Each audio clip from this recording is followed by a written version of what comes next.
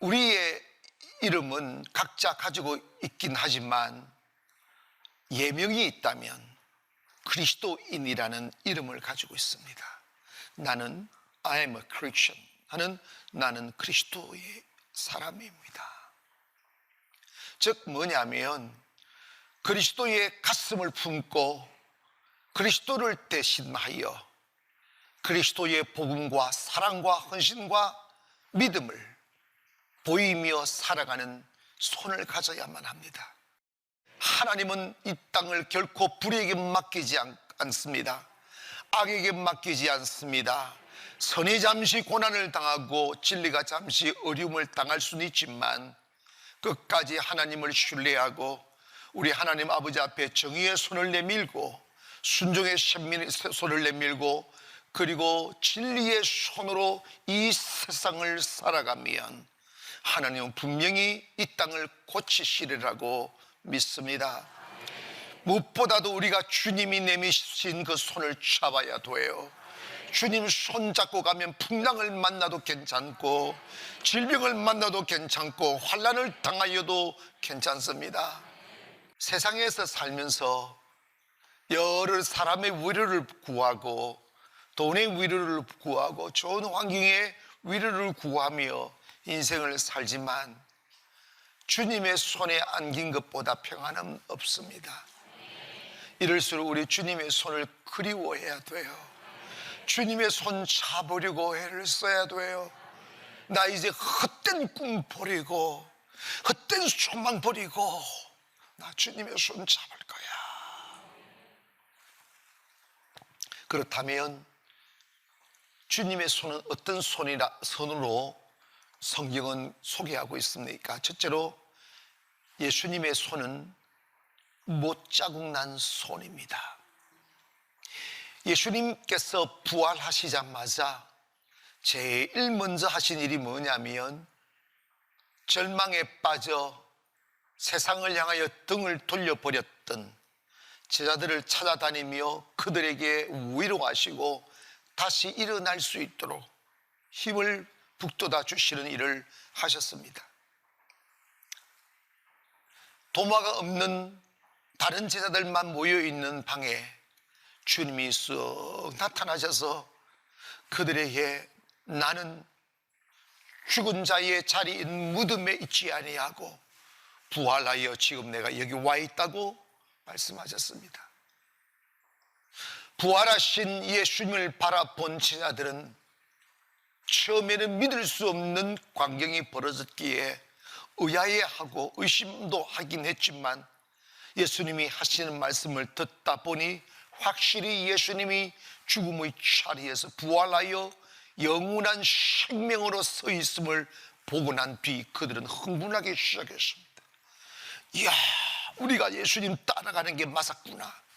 예수님이 생명이구나. 예수님이 예전에 그렇게 말씀을 하셨어도 믿을 수 없는 말씀이기에 의심하고 귀에 담아두지 않고 살았지만 그분이 하신 모든 말씀은 진리였고 살아있는 생명이었구나 하는 것을 알게 되어 더 이상 세상을 두려워하지 아니하고 용기 내어 일어나 세상을 향하여 문을 열자고 가슴 모으며 고백했던 그 아름다운 시간들이 있었습니다. 그들은 이제 다시 잠에서 깨어났습니다. 절망에서 일어났고 그리고 내일을 포기해버렸던 자리에서 일어나 내일을 꿈꾸기 시작했습니다. 이 일이 있은 뒤에 8일이 지나 그들은 다시 함께 의심이 많은 도마와 모이게 되었습니다. 흥분되었던 제자들이 도마에게 이야기하기 시작했습니다. 도마야, 도마야, 도마야, 제발 생선을 썰지 말고 내 말 좀 들어봐라. 근데 도마는 너무 시끄럽다. 말도 안 되는 소리 하지 말아라. 다 잘라내는 거예요. 그런 일이 어디 있어? 예수님이 살아났다고. 야, 말도 안 되는 소리 하지 말아라. 우리 봤다고. 말도 안 되는 소리 하지 말아라. 일본 칼로 다 자르기 시작하는 거예요. 그때 예수님이 나타나셨어요. 문을 꼭 끌어 잠그고 주저앉아 있는 그들에게 예수님이 나타나셔서 그 도마가 이렇게 반응합니다. 도마가 이르되 내가 그의 손에 못자국을 보며 내 손가락을 그 못자국에 넣으며 내 손을 그 옆구리에 넣어 보지 않고는 믿지 않겠노라고 막 거부하고 불신하고 있을 때 예수님이 나타나셔서 요한복음 20장 27절에 이렇게 말씀합니다. 내 손가락을 이리 내밀어 내 손을 보고 내 손을 내밀어 내 옆구리에 넣어보라. 그리하여 믿음 없는 자가 되지 말고 믿는 자가 되라. 주님은 친히 오셔서 도마에게 못자국 난 손을 보여줍니다. 그리고 옆구리도 만져보게 만듭니다. 그 순간 도마가 고백하기를 요한복음 20장 28절에 이르시되 나의 주님이시요 나의 하나님이시니이다. 보았기에 만져보았기에 더 이상 거부할 수 없었습니다. 외면할 수 없었고 믿지 않을 수 없었습니다.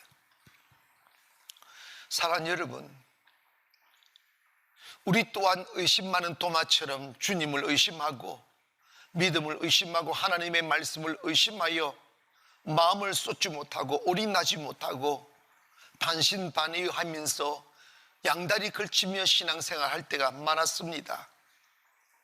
그러나 여러분 교회에 오셔서 저와 여러분을 위하여 맞으신 그 못자국의 손을 만져야 됩니다. 피 묻은 손을 만져보아야 됩니다. 그 손은 우리를 구원하시기 위하여 흘리신 피의 손입니다.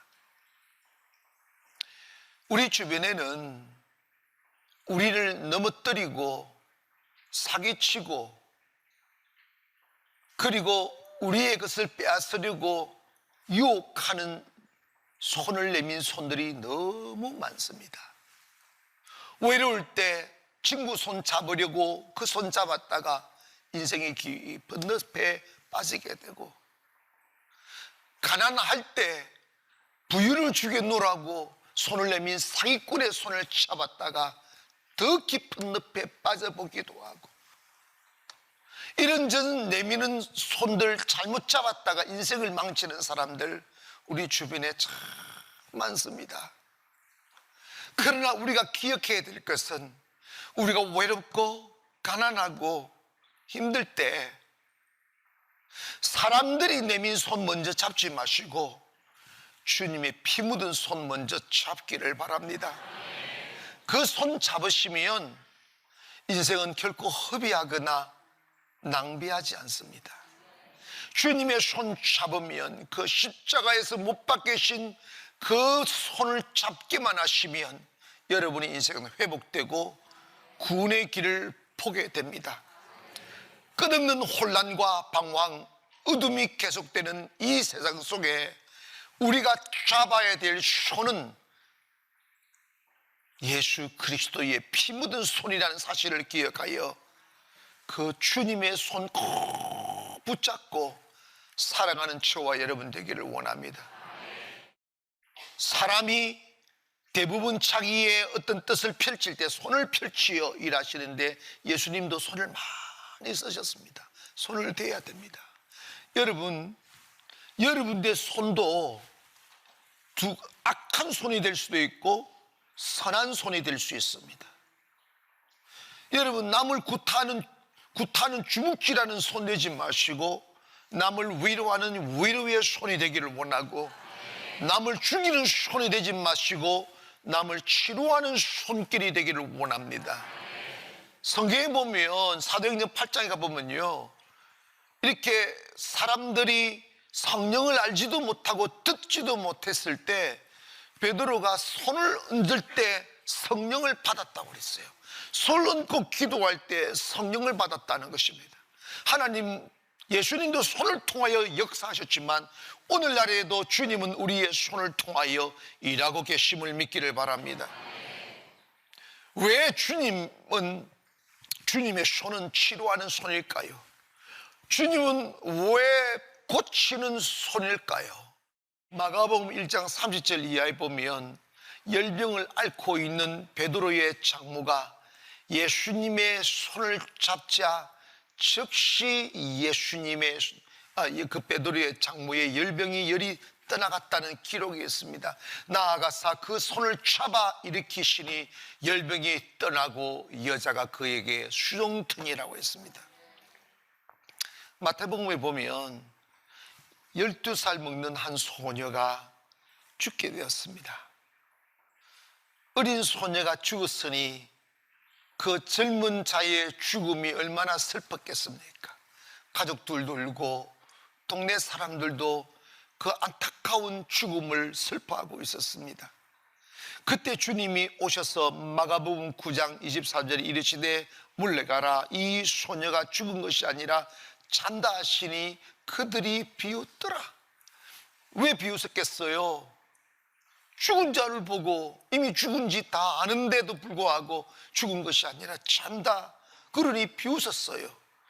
그러나 25절에 무리를 보낸 후에 예수께서 들어가사 소녀의 뭘 잡으심에, 손을 잡으심에 일어나는지라. 여러분, 주님의 손은 치료하는 손입니다. 죽은 자를 살리는 손.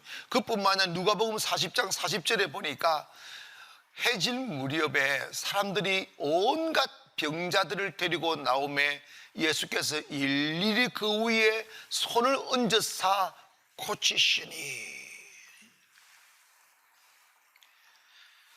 여러분, 예수님의 손은 치료하는 손입니다. 영적인 질병이든 정신적인 질병이든 육체적인 질병이든 주님의 손에 만지심을 경험하기를 바랍니다. 마음 둘 곳 없고 힘이 다 빠져 한 걸음도 내릴 수 없는 지쳐있는 영혼일지라도 교회에 나오셔서 다 들어눕든지 엎드리든지 꿇어 엎드리든지 상관없이 주 앞에 딱 내 몸을 내어놓고 주님 저를 만져주세요, 주님 저를 회복시켜 주세요, 주님 제 마음의 상처를 치유해 주세요, 주가는 내 영혼의 힘을 다하여 주세요 라고 기도하면 주님의 손 다가와 여러분을 고치심을 믿습니다. 고백합니다. 주님은 치료하시는 손입니다. 아멘. 여러분, 예수님이 공생애를 사시며 사역하실 때 제일 많이 하신 게 고치시는 일이었어요. 왜 못 믿으니까 만나는 병자들마다 고침을 사모하며 주님께로 다가오는 사람마다 주님은 결코 외면하지 아니하시고 주님은 손을 내미사 딱 만져주셔 고쳐주셨음을 믿기를 바랍니다. 그러므로 여러분의 믿음이 자라고 은혜를 잊고 변화되고 영성이 더 커짐에 있어서 가장 중요한 것이 뭐냐면 주님의 손길을 경험해야 됩니다. 하여 여러분의 불행과 절망과 무너짐을 그대로 내버려 두지 마시고 주님은 치료하는 손을 가지고 계시다는 것을 믿으셔서 여러분의 약함을 주님께 내어놓기를 바랍니다. 병든 몸을 내어놓기를 바랍니다. 여러분의 마음과 정신과 영혼이 건강해야 돼요. 사람이 건강하려면 마음이 첫째로 건강해야 됩니다. 생각이 건강해져야 됩니다. 마음이 무너지고 생각이 무너지면 사람은 아무것도 할 수 없고 내버려 둬도 스스로 무너지게 마련이에요. 문제는 정신이 건강해야 돼요. 영혼이 건강해야 돼요.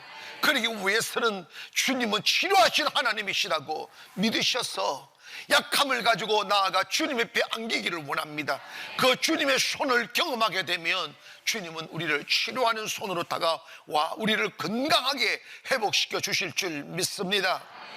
마지막으로 주님의 손은 우리를 환난과 위험에서 건져주시는 손이십니다. 한 번은 보리떡 5개와 물고기 2마리로 5,000명을 먹이신 일을 하셨습니다. 정말 위대했고 많은 사람들로 하여금 저분이 메시아이시다 라고 믿게 했던 사건이기도 합니다. 하나, 예수님에게는 거룩한 습관 하나가 있었습니다. 그게 뭐냐면 하루 종일 사역을 하셨어도 육신이 피곤에 지쳐 가셨어도 멈추지 아니한 일이 있었는데, 그것이 뭐냐면 습관처럼 산에 올라가셔서 기도하시는 일이었습니다. 그래서 이 일이 있은 뒤에 늦은 저녁이 되어 제자들은 배를 태우고 갈릴리 호수로 떠나보내고 예수님은 다시 산에 올라가셔서 기도하셨습니다.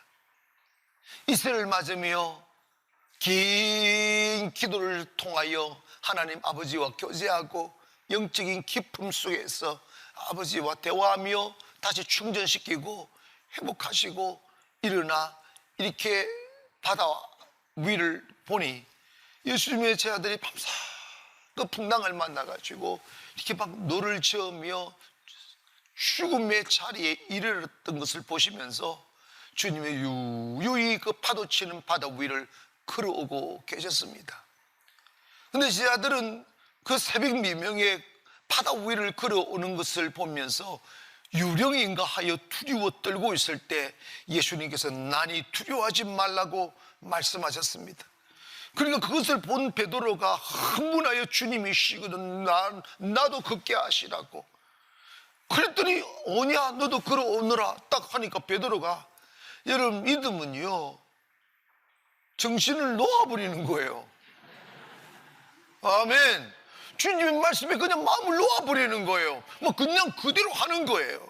그래서 베드로가 바다인지 뭔지 모르고 벌쩍 뛰어내려가지고 예수님이라는 그 소식에 흥분돼서 미쳐버려가지고 주님만 바라보며 걸었을 때 세상에 놀라운 일이 벌어졌어요. 그게 뭐냐면 베드로가 바다 위를 걷고 있는 거예요.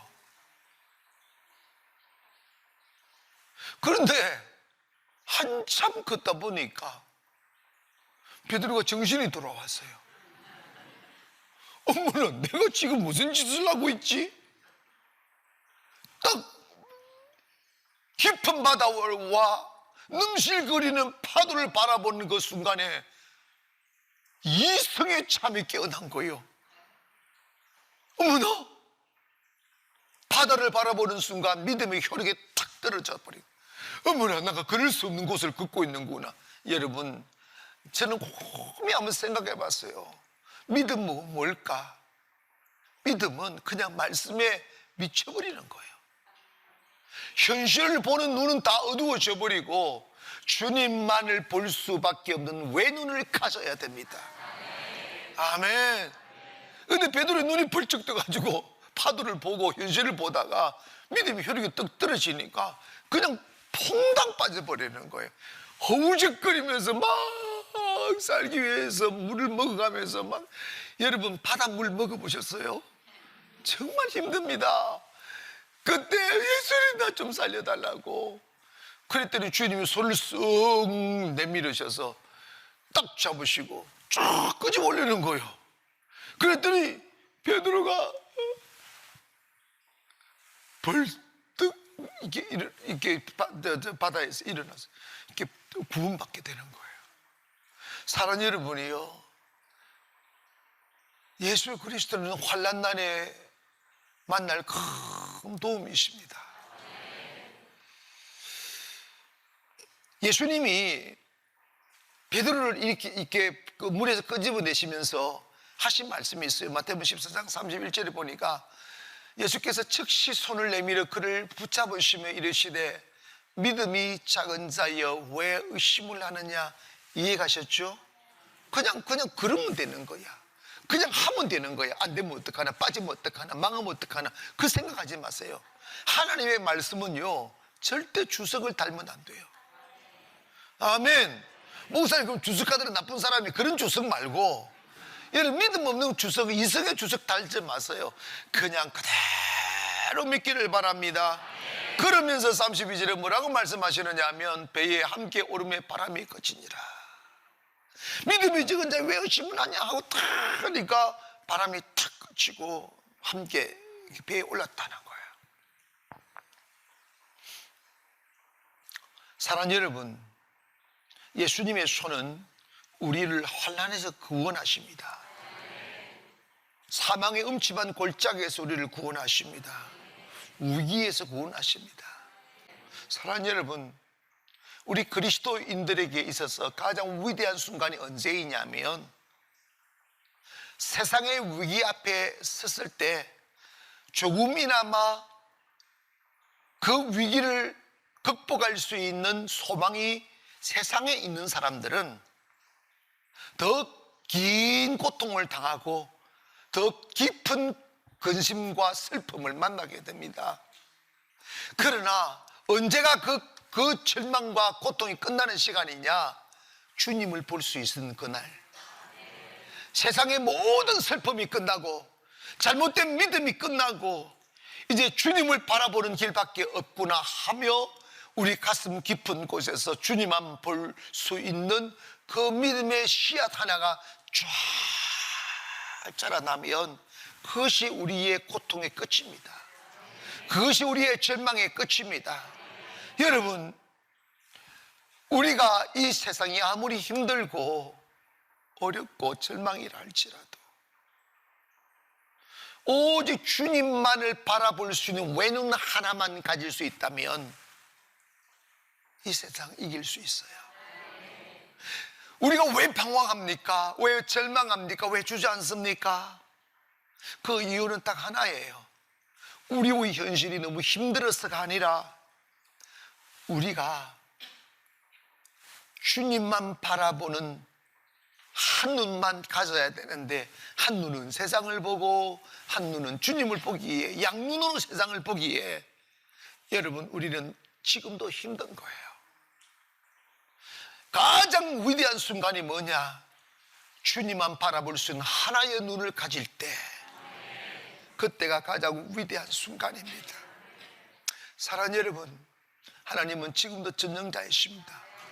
히브리서 보면 13장 예수 그리스도는 어제나 오늘이나 영원토록 the same, 동일하다. 여전히 피 묻은 손으로 우리를 만지고 계시며 여전히 주님 우리를 치료한 손으로 서 계시며 여전히 주님 우리를 위험에서 구원해 준 구원의 손을 펼치고 계심을 믿기를 바랍니다. 시편 50편 15절에 보면 환난 날에 나를 풀어라. 내가 너를 건지리니 내가 나를 영화롭게 하리라. 사랑하는 여러분, 지금도 주님은 우리를 구원하기를 원하십니다. 지금도 우리를 치유하시기를 원하십니다. 지금 이 땅이 코로나가 만연하고 어떻게 가면 갈수록 우리는 150명대 엄청 위기라고 했습니다. 500명대는요 이제는 팬데믹 어떻게 할 수가 없다고 온 나라가 얼어붙었습니다. 그렇게 옥조이고 그렇게 위협하고 그렇게 격리하면서 조심했지만 이제는 걷잡을 수 없어서 1000명대로 늘어갑니다. 1500명, 1600명대로 늘어가고 있습니다. 어쩌면 코로나가 끝나고 나면 좋을 것 같아도 코로나로 인하여 병든 사후에 정오하고 미워하고 경계하고 온갖 거짓의 청부를 흘려 사람들을 속였던 그 부작용들이 막 여기저기서 터져 나올 거예요. 이거 어떻게 고치겠습니까? 어떻게 하나로 묶겠습니까? 어떻게 회복할 수 있겠습니까? 이제 우리 기도해야 돼요. 주님의 손이 작동할 수 있게, 주님의 손이 일할 수 있게 교회들이나 주님을 믿어야 하고 주님 앞에 손을 내밀어야 됩니다. 주여 이 민족을 고쳐주시옵소서. 주여 이 교회들을 고쳐주시고 이 나라와 이 백성들을 주님 고쳐달라고 기도하여 회복의 역사가 일어나기를 원하며 치유의 광선이 비추어지기를 원하며 하나님이 일하셔서 우리 대한민국 다시 일으키셔서 다시 꽃피게 하시고 다시 온 세상을 향하여 날아오르게 하시고 선교 강국으로 만들어 달라고 기도하는 저와 여러분 되기를 원합니다. 아무쪼록 저와 여러분 마저도 절망하면 안 돼요. 믿음을 가지시기를 원합니다. 주님의 손앞에 여러분의 몸을 내맡기십시오. 주여 고쳐주시고 이 위기에서 구원해 주시고 주여 생명의 그 향기로움으로 이 세상을 덮으셔서 절망에 빠진 우리 대한민국을 다시 살리시고 세계를 살려달라고 주님이 내미신 손 잡으시기를 주의 이름으로 축원합니다.